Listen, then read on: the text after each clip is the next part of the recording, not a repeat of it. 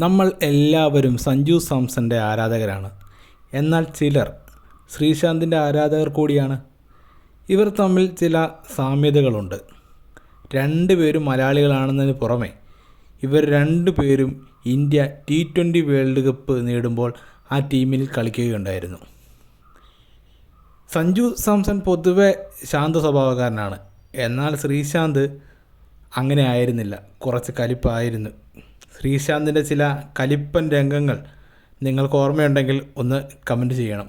ചിലർക്ക് ആ കലിപ്പ രംഗങ്ങൾ വളരെ ഇഷ്ടമായിരുന്നു, മറ്റു ചിലർക്ക് അത് വെറുപ്പിരുമായിരുന്നു. ഈ വീഡിയോയിലെ ഈ രണ്ടു താരങ്ങളും തമ്മിലുള്ള ഒരു താരതമ്യമാണ് ഉദ്ദേശിക്കുന്നത്.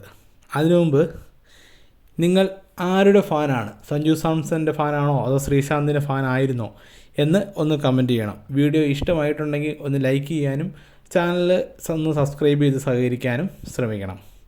അപ്പോൾ നമുക്ക് ഇവരുടെ ആ ഒരു കമ്പാരിസണിലേക്ക് കിടക്കാം. അപ്പം ആദ്യം നമ്മൾ ഉദ്ദേശിക്കുന്നത് T20 അല്ല, ടെസ്റ്റാണ്. ടെസ്റ്റിൽ സഞ്ജുവിന് ഇൻ്റർനാഷണൽ ടീമിൽ ഇതുവരെ കളിക്കാൻ കഴിഞ്ഞില്ല. എന്നാൽ ശ്രീശാന്ത് 27 മാച്ച് കളിക്കുകയും അദ്ദേഹം 87 വിക്കറ്റ് സ്വന്തമാക്കുകയും ചെയ്ത താരമാണ്. ഇനി അടുത്തത് വൺ ഡേ ഇൻ്റർനാഷണൽ ODIയിൽ സഞ്ജു സാംസൺ ഇന്ത്യക്ക് വേണ്ടി 16 മത്സരങ്ങൾ ഇതുവരെ കളിച്ചിട്ടുണ്ട്. അതിൽ നിന്ന് 510 റൺസ് നേടുകയും ചെയ്തിട്ടുണ്ട്. ശ്രീശാന്ത് ആണെങ്കിൽ 53 മാച്ച് ഇന്ത്യക്ക് വേണ്ടി കളിക്കുകയും അദ്ദേഹം 75 വിക്കറ്റ് സ്വന്തമാക്കുകയും ചെയ്തു. ഇപ്പം ഞാൻ ആദ്യം ഒരു കാര്യം പറയാൻ വിട്ടുപോയായിരുന്നു. സഞ്ജു സാംസൺ ബാറ്റ്സ്മാനും ശ്രീശാന്ത് ബൗളറുമാണ്. അപ്പോൾ നമ്മൾ ആ സ്റ്റാറ്റസ് വെച്ചിട്ടേ നോക്കത്തുള്ളൂ കേട്ടോ. ഓക്കെ, അടുത്തത് T20 ആണ്. T20 സഞ്ജു സാംസൺ 62 മാച്ച് മുഴുവൻ കളിച്ചിട്ടുണ്ട്. അദ്ദേഹത്തിൻ്റെ റൺസ് 1399. എന്നാൽ ശ്രീശാന്ത് 10 മാച്ചേ കളിച്ചിട്ടുള്ളൂ. അദ്ദേഹത്തിന് 7 വിക്കറ്റ് നേടുവാനേ സാധിച്ചിട്ടുള്ളൂ. അടുത്തത് നമ്മളുടെ ഇന്ത്യൻ പ്രീമിയർ ലീഗ് IPL റെക്കോർഡാണ്.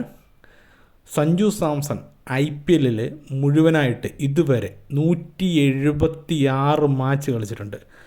അതിൽ നിന്ന് അദ്ദേഹം 4704 റൺസ് സ്വന്തമാക്കുകയും ചെയ്തിട്ടുണ്ട്. IPL ശ്രീശാന്തും കളിച്ചിട്ടുണ്ട്. നമുക്കറിയാം രാജസ്ഥാൻ റോയൽസിലാണ് വിവാദമൊക്കെ ഉണ്ടായതാണ്. അപ്പോൾ ശ്രീശാന്തിൻ്റെ റെക്കോർഡ് എങ്ങനെയാണെന്ന് ചോദിച്ചു കഴിഞ്ഞാൽ 44 മാച്ചുകളിൽ നിന്ന് 40 വിക്കറ്റ് സ്വന്തമാക്കാനാണ് ശ്രീശാന്തിന് കഴിഞ്ഞത്. ഇതിൽ വെച്ച് നോക്കുമ്പോൾ നമ്മളിതിൻ്റെ കമ്പാരിസൺ എടുത്ത് നോക്കി കഴിയുമ്പോൾ ടെസ്റ്റിൽ സഞ്ജുവിന് ഇതുവരെ കളിക്കാൻ കഴിഞ്ഞിട്ടില്ല. ശ്രീശാന്ത് അവിടെ കളിക്കുകയുണ്ടായി. അദ്ദേഹത്തിന് മികച്ച റെക്കോർഡും ഉണ്ട് ടെസ്റ്റിൽ.